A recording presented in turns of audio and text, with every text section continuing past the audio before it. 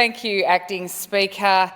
I'm happy to rise to give a committee report. You'd think it would be on one of the committees that I'm on, but after 2 weeks of being on the Public Accounts and Estimates Committee with the member for Point Cook and the member for Laverton, I decided to look into some other committees and see what some other committees are doing, seeing we've done such a wonderful job over the last couple of weeks. No, obviously other committees are not quite doing that load of work, but I was interested to read the inquiry into the impact of road safety behaviours and the on vulnerable road users from the Economic and Infrastructure Committee, because I spend a lot of time, Acting Speaker, a lot of time driving around particularly the western part of this state, given that you don't get much further away in this state than Mildura. So that's a lot of road to cover, because I do tend to drive when I come down here for sitting weeks or for PAYAC, because by the time I'm halfway here, which is about 3.5 hours, I'm still in my electorate, Acting Speaker.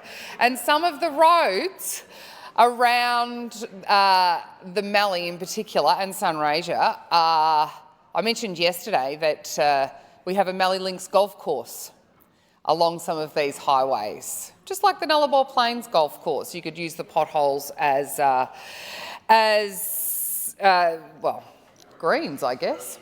This inquiry, in fact, delved into how road safety behaviours have evolved during and after COVID-19, and I don't think it's any secret that the level of angst of road users, or maybe society in general, there is quite a level of angst, short tempers and quite aggressive reactionary behaviours, particularly on the roads.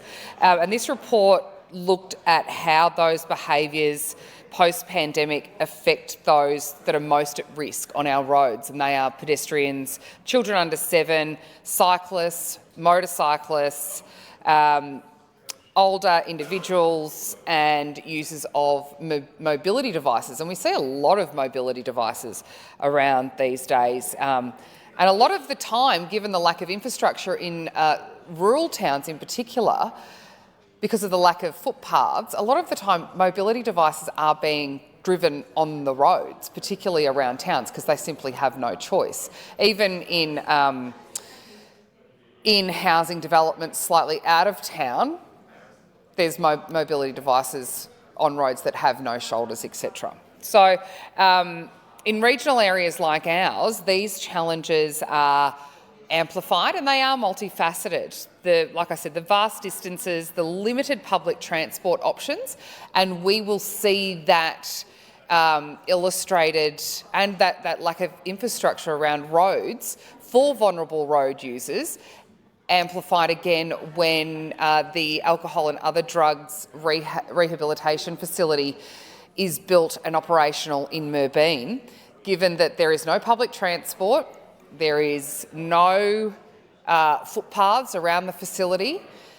So, and given that it is a health facility, there's a vulnerable population there anyway. So there is a huge danger there, and we talk about children under 7.